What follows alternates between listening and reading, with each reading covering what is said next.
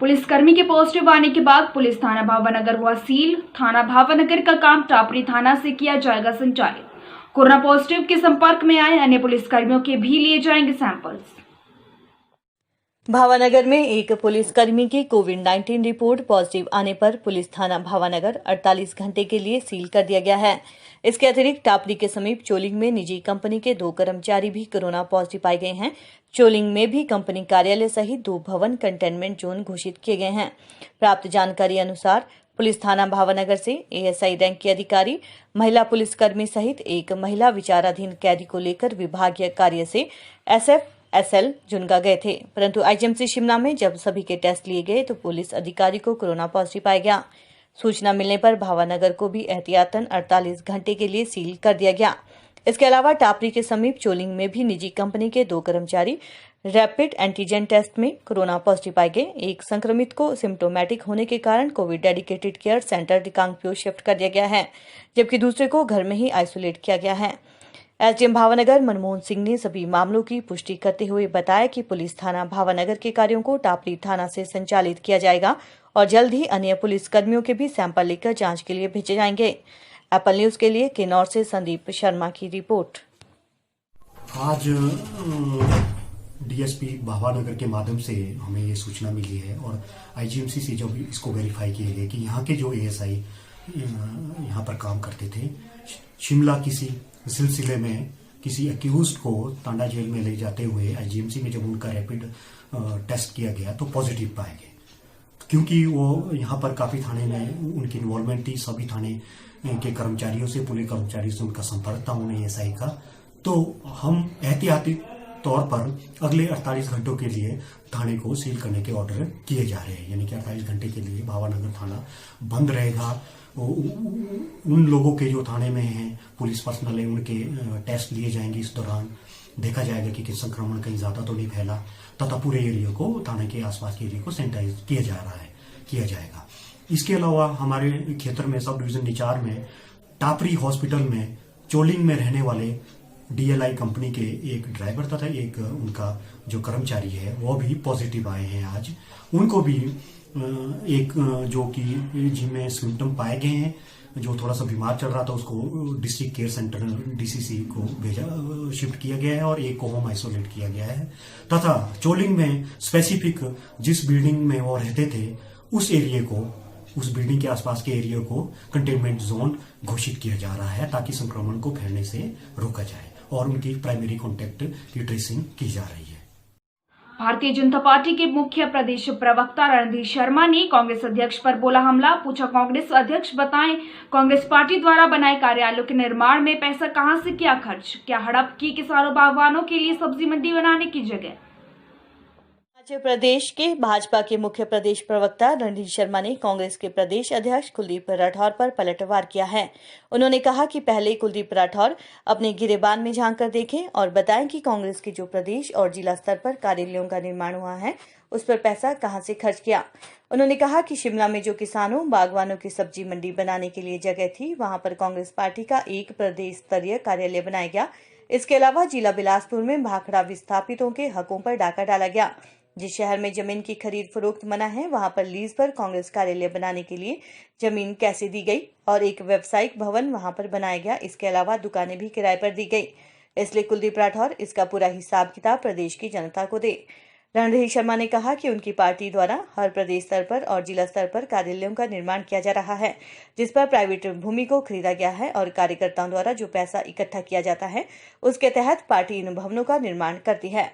Apple news के लिए बिलासपुर से सुरेंद्र जमवाल की रिपोर्ट। कांग्रेस पार्टी के प्रदेशाध्यक्ष श्री कुलदीप राठौर जी ने भारतीय जनता पार्टी के जो प्रदेश और जिला मुख्यालयों पर कार्यालय बन रहे हैं उनके बारे में हिसाब मांगा है कि कहां से पैसा आ रहा है।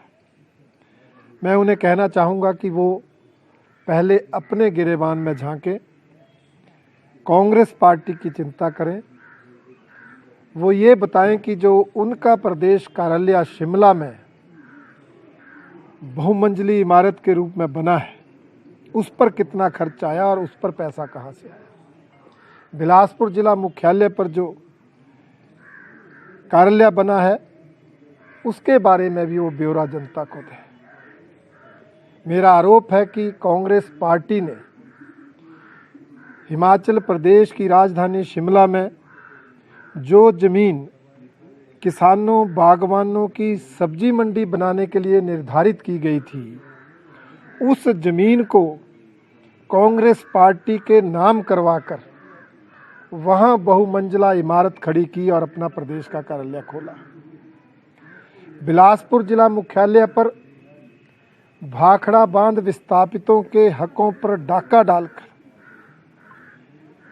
जो जमीन बेची नहीं जा सकती, जहां जमीन खरीदी नहीं जा सकती, वहां पर जमीन जो है कांग्रेस पार्टी को लीज पर देकर व्यावसायिक परिसर के रूप में कार्यालय बनाया, दुकानें किराए पर देकर आमदन का साधन बनाया। वो ये बताएं कि उन्होंने ये जमीनें किस नियम के तहत कांग्रेस पार्टी के नाम की या उनको लीज दी। भारतीय जनता पार्टी पूरे देश भर में हर प्रदेश और जिला मुख्यालय पर अपने कार्यालय बना रही है और हर जगह प्राइवेट जमीन खरीदकर कार्यालयों का निर्माण किया जा रहा है। भारतीय जनता पार्टी कई योजनाओं के माध्यम से धन संग्रह करती है। सदस्यता, सक्रिय सदस्यता के माध्यम से तो धन आता ही है। आजीवन सहयोग निधि जैसी कई योजनाएं हैं जिसमें हमारे कार्यकर्ता, हमारे समर्थक 1,000 से लेकर 10,000 रुपये प्रति वर्ष पार्टी को देते हैं। जिस पैसे से हमारी पार्टी चलती है, हमारी पार्टी के खर्चे चलते हैं और जहां आवश्यकता पड़ती है वहां अलग से कार्यालयों के नाम पर भी अपने कार्यकर्ताओं, सहयोगियों, समर्थकों से धन संग्रह किया जाता है और उस माध्यम से हम कार्यालयों का निर्माण करते हैं। प्रवेश परीक्षा करवाने को लेकर प्रदेश विश्वविद्यालय में छात्र संगठनों का विरोध जारी। सोमवार रात कुलपति आवास के बाहर नारेबाजी करने के बाद मंगलवार दोपहर विश्वविद्यालय परिसर में उग्र हुए छात्र। पुलिस ने छात्रों को खदेड़ा, छात्रों और पुलिस के बीच हुई धक्का मुक्की।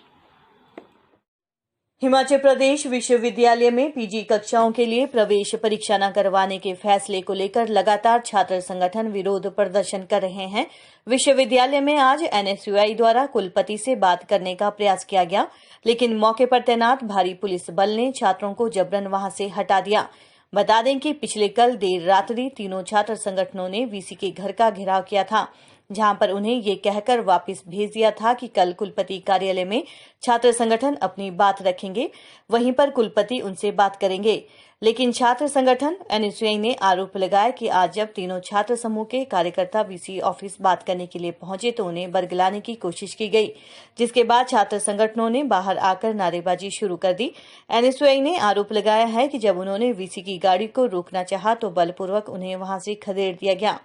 लंबे समय से सभी छात्र संगठन पीजी कक्षाओं में दाखिले के लिए प्रवेश परीक्षा करवाने की मांग कर रहे हैं, लेकिन विश्वविद्यालय प्रशासन उनकी बातों को लगातार नजरअंदाज कर रहा है।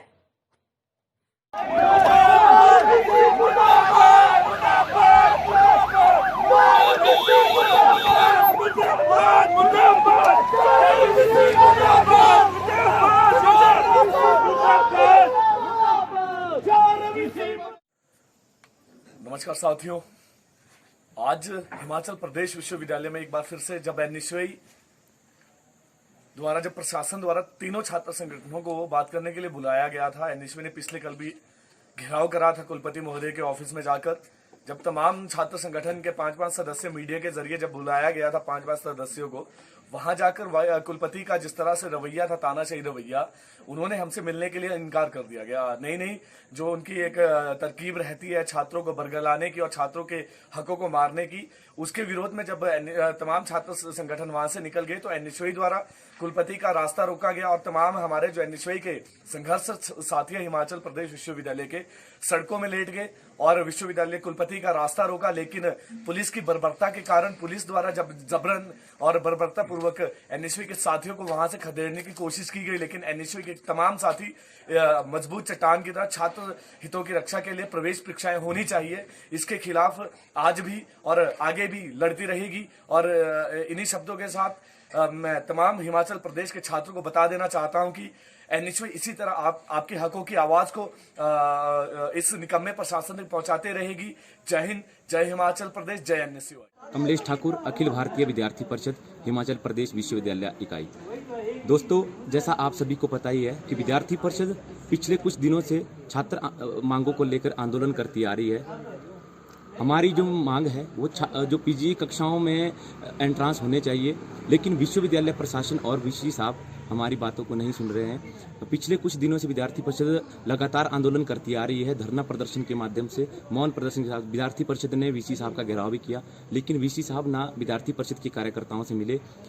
आज विद्यार्थी परिषद को आंदोलन करते हुए 4 दिन हो गए हैं, लेकिन विश्वविद्यालय प्रशासन और वीसी साहब छात्रों से ना बातचीत कर रहे हैं। छात्रों पर पुलिस के द्वारा लाठीचार्ज कराई जा रही है। कुछ छात्रों को, हमारे कार्यकर्ताओं को चोटें भी आई है, कुछ के कपड़े भी फटे हैं। हमारी विद्यार्थी परिषद की यही मांग है कि पीजी कक्षाओं में एंट्रांस होने चाहिए, क्योंकि जो विश्वविद्यालय प्रशासन है उसने छात्रों से एंट्रांस के नाम पर फीस ली है, जिससे उन छात्रों ने भी एंट्रांस भरा है जो छात्र गरीब परिवार से आते हैं। और हम बताना चाहेंगे कि छात्रों को जो एंट्रांस है वो इसलिए ज़रूरी है कि छात्र पूरे 3 साल, कॉलेज के 3 सालों में एंट्रांस की तैयारी करते हैं, लेकिन विश्वविद्यालय प्रशासन मेरिट बेस पर एंट्रांस करवाकर छात्रों का शोषण कर रहा है, क्योंकि अभी तक विश्वविद्यालय प्रशासन के द्वारा ना पूरे रिजल्ट घोषित किए गए हैं, अभी ना रीअपेयर के रिजल्ट आए हैं। और आज लास्ट डेट है इन छात्रों को जो अपनी मेरिट सीजीपीए डालने की अपनी आईडी में, लेकिन विश्वविद्यालय प्रशासन के द्वारा ना छात्र मांगों को सुना गया है, ना छात्रों से मिला गया है।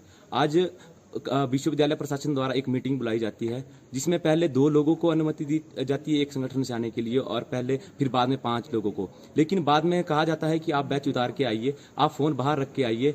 तो विद्यार्थी परिषद का क्लियर स्टैंड है कि हम जब मिलने जाएंगे तो सब मिलकर साथ मिलने जाएंगे, लेकिन विश्वविद्यालय प्रशासन के द्वारा जो कमेटी बनाई गई थी उन्होंने हमें इस बात के लिए इनकार किया। तो करुणामूलक संघ ने अपनी मांगों को लेकर सरकार के खिलाफ अपने विरोध को और भी कड़ा कर दिया है। मंगलवार को राजधानी शिमला में करुणामूलक संघ ने सरकार को 7 दिन का अल्टीमेटम देते हुए अपनी मांगों को सरकार के सामने रखा है।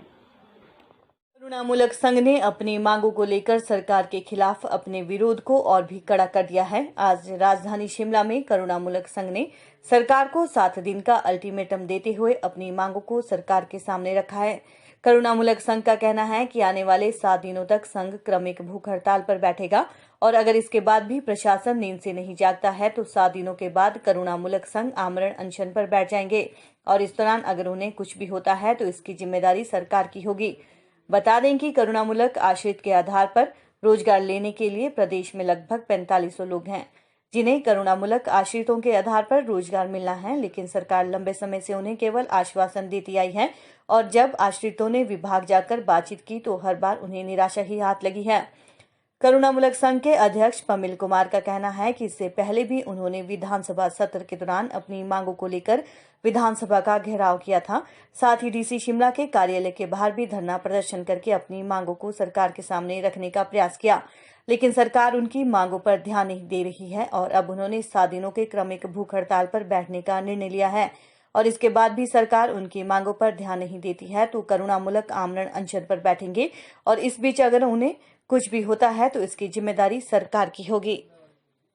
आपने देख लिया कि जैसे आप भी हमारे साथ जुड़े हैं, 7 सितंबर को हमने विधानसभा का घेराव किया था। उसके बाद 17 अक्टूबर को हमने डीसी ऑफिस के बाहर प्रदर्शन किया था। फिर भी सरकार तक हमारी बात नहीं पहुंची और न ही सरकार ने हमारी सुनी। तो हमारी यही मांग है, 1 टाइम सेटलमेंट। जो भी हमारे जितने भी पेंडिंग केस हैं उनको एक मुस्तक़िल 1 टाइम सेटलमेंट के तहत नौकरी दी जाए। हम सरकार को 7 दिन का टाइम देते हैं, उसके बाद हमारी आमरण अनशन शुरू हो जाएगा। अगर हमारी सरकार बात नहीं सुनती है उसके बाद हम आमरण अनशन शुरू कर देंगे। बैकलॉग जैसे 2001 से, बैकलॉग नहीं बोलते हैं इसको, मतलब जैसे पेंडिंग केस जो है 2001 से लेके 2019-20 तक पद भरे जाने हैं। पीछे मैंने बार बार बात रिपीट की है कि सरकार ने पीछे पॉलिसी बनाई थी 2014 में कि पेंशन और अदर बेनिफिट सरकार नहीं जोड़ रही थी। तो जब सरकार ने मार्च 2019 में पॉलिसी बनाई तो उसमें पेंशन वो अदर बेनिफिट को जोड़ा जा रहा है। तो ये गलत है।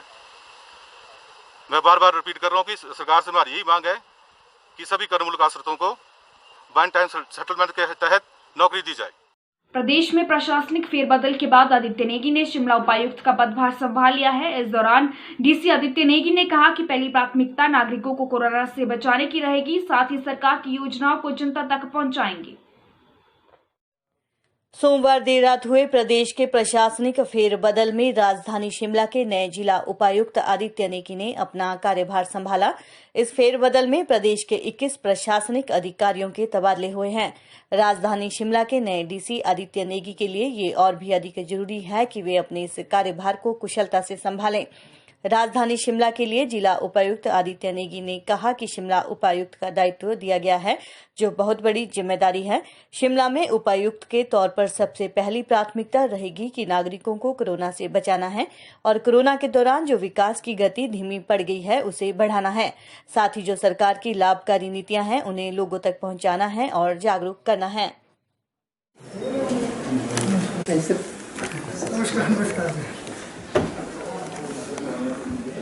नमस्कार सर।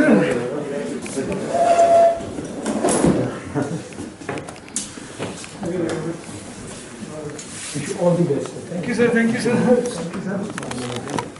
ठीक है जी, बहुत बड़ी जिम्मेदारी सरकार ने मुझे दी है, तो मेरी कोशिश ये रहेगी कि मैं इस जिम्मेदारी का जो है पूरी तरह से अच्छी तरह से जो है इसका निर्वहन कर सकूं।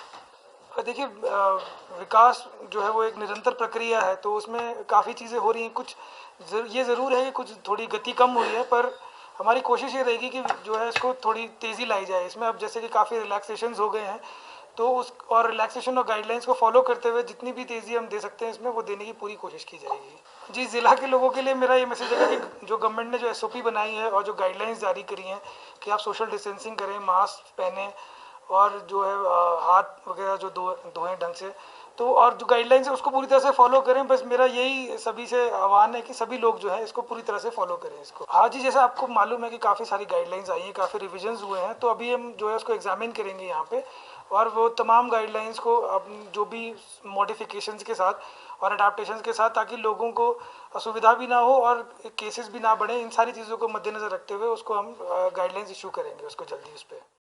त्योहार सीजन शुरू होते ही बीबीएन के बाजारों में लोगों की भीड़ लगना शुरू हो गई है। ऐसे में CHC नालागढ़ के ब्लॉक मेडिकल ऑफिसर ने लोगों से कोविड-19 के नियमों की पालना करने का आग्रह किया है। यदि लोग ऐसा करेंगे तो ही सुरक्षित रह पाएंगे। त्योहारों का सीजन शुरू होते ही प्रदेश के सबसे बड़े औद्योगिक क्षेत्र बीबीएन के बाजारों में लोगों की भीड़ बढ़ती जा रही है। इसी के चलते जहां लोगों का कारोबार पटरी पर आता हुआ नजर आ रहा है, वहीं त्योहारों के चलते लोग बाजारों में आकर खूब खरीदारी भी कर रहे हैं। CHC नालागढ़ के ब्लॉक मेडिकल ऑफिसर ने लोगों को सोशल डिस्टेंसिंग का पालन करने, मास्क लगाने और कोविड के नियमों का पालन करने की सलाह दी है। उन्होंने लोगों से अपील करते हुए कहा कि त्योहारों के चलते बाजारों में सोशल डिस्टेंसिंग का ध्यान रखा जाए और मास्क लगाना जरूरी है। उन्होंने कहा कि कोरोना काल अभी खत्म नहीं हुआ है, मात्र सरकार की ओर से छूट दी गई है और इसका नाजायज फायदा नहीं उठाना चाहिए। उन्होंने लोगों से अपील की है कि त्योहारों के चलते सोशल डिस्टेंसिंग और कोविड के नियमों का पालन करना चाहिए, तब जाकर लोग खुद और अपने आसपास के लोगों को सुरक्षित रखने में अपना सहयोग दे सकते हैं। शुरू हुए में तो क्या कितना रश पड़ रहा है आपके यहाँ? है कि भी मीन से सामान लेना है और कस्टमर अब अपनी सेफ्टी के लिए पहले ही आ रहा है करवा चौथ का सामान लेने की रश नहीं, खुद ही समझदार हो गए हैं कि रश में क्यों जाना है। नवरात्रों में ही कस्टमर सामान ले रहा है करवा चौथ, शादियों का तो चल ही रहा है और साथ में करवा चौथ का भी चली भी है। ऐसे है अभी ये मतलब जो नवरात्रों में काम निकला है बाजार में अच्छा काम चला है, और अगर ऐसा ही चलता रहा तो जो आजकल इकॉनमी डाउन हुई है वो भी बिल्कुल ठीक आ जाएगा। जैसा कि बार बार सरकार यही बोल रही है मास्क का प्रयोग करो, दूरी बनाकर रखो, सर इसके बारे में क्या बोलना है? ये बहुत जरूरी है, मास्क लगाना बहुत जरूरी है, और बाजार में जितना ज़्यादा रश पड़ रहा है उसके हिसाब से मास्क लगाना और 2 गज की दूरी बहुत जरूरी है। ठीक है जी, और अच्छा है बाजार में, बहुत अच्छा है, ऐसी कोई बहुत अच्छी रौनक है, लोगों में उत्साह है नवरात्रों को लेकर, करवा चौथ को लेकर। क्या लग रहा है, सेल सुन हो रही है आप लोगों की? सेल है मगर इतना जोश नहीं है कस्टमर में खुलकर सामान ले सके। तो क्या मैसेज देना चाहेंगे, जैसे महामारी चली हुई है, जैसे बार बार सरकार यही बोल रही है कि दूरी बना के रखो और मास्क का प्रयोग करो, इसके बारे में आपका क्या बोलना है? हाँ, उसके बारे में सही, हम तो जो भी कस्टमर आते हैं उनको यही कहते हैं कि मास्क लगा के रखो, ये अपना बिना मास्क के हम सामान नहीं देंगे जी। मास्क लगा होगा उसको सामान देंगे, ज़्यादा से ज़्यादा दुकान में रश नहीं पड़ने देते जी, ज़्यादा कस्टमर को बाहर ही खड़े रहने देते हैं। कम छुएं, प्रतिमाओं को हो सके तो बिल्कुल प्रतिमा भगवान की और माता की प्रतिमा को छुएं ना छुएं, और हाथ को सैनिटाइज करते रहें। हो सके तो जो पूजा अर्चना है वो संक्षिप्त की जाए, ताकि अधिक से अधिक लोग कम से कम समय में मंदिर में रहें और अपनी पूजा अर्चना करें, घर जाकर अपनी पूरी पूजा अर्चना करें। यदि हम सब मिलकर इस कोरोना काल में अपने धार्मिक उत्सवों को मना भी सकते हैं, परंतु हमें सामाजिक दूरी, मास्क पहनना, समूह में ना जाना, हाथ को बार बार धोना यदि करें तो हम अवश्य अपने त्योहारों को भी मना लेंगे और कोरोना को भी नियंत्रण में कर सकते हैं। साथ ही सर्दियों के मौसम में फ्लू के केसेस, जो कॉमन कोल्ड और फ्लू के केसेस भी आएंगे, तो हमें इनमें आपस में कॉमन कोल्ड और कोरोना में डिफ्रेंशिएट करना जरूरी है। कॉमन रूप से लोग जिसको अचानक एकदम से नाक का बहना हो जाए, शुरू हो जाए, ये ज़्यादातर देखा गया है कि ये कॉमन कोल्ड में होता है। परंतु कोरोना में बुखार आता है, गले में दर्द होती है, ये इनकी जो चलते हैं ये थोड़े आहिस्ता से चलता है, इनकी स्पीड। जो कॉमन कोल्ड है एकदम से आपका नाक चलना शुरू हो जाता है और आपके नाक में जकड़न, सिर में जकड़न होती है, तो ये सिम्टम आपको लगता है कि ये दिस इज कॉमन कोल्ड के। पर फिर भी जिस व्यक्ति को खांसी, जुकाम, बुखार हो तो वो अवश्य डॉक्टर को जरूर दिखाएं और दवा लें। घर में पानी पिएं, गर्म पानी अवश्य पिएं, भाप 20 से 30 मिनट तक जरूर लें। घर का अपना छोटा मोटा जो घर का बनाया हुआ काढ़ा भी ले सकते हैं। गर्म पेय पदार्थ ही ज़्यादा लें। और यदि हम इन सब बातों का ध्यान रखेंगे तो हम कोरोना पे नियंत्रण करते हुए अपने देश को इस महामारी से, विश्व को, अपने देश, अपने समाज, विश्व को इस महामारी से नियंत्रण में ला सकते हैं।